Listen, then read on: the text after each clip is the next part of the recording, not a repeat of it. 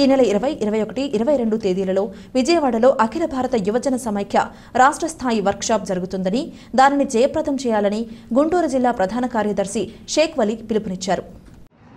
ఈ నెల 20, 21, 22 తేదీల్లో విజయవాడ నగరంలో అఖిల Bharata Yuvajana Samakhya AYF state working classes workshop జరగబోతా ఉన్నది.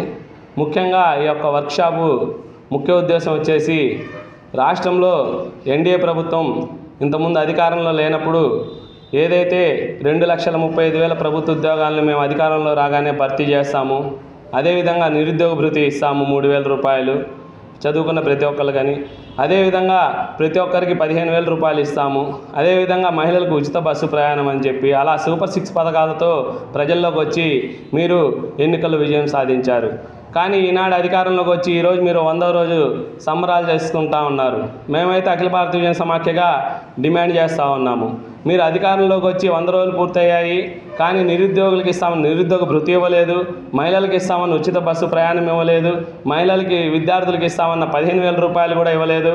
ఇంకా మేము అడుగుతా ఉంటే ఇంకా దాని మీద కమిటీ వేసాము, కమిటీ పరిశీలించిన తర్వాత చెప్తాము అని చెప్తా ఉన్నారు.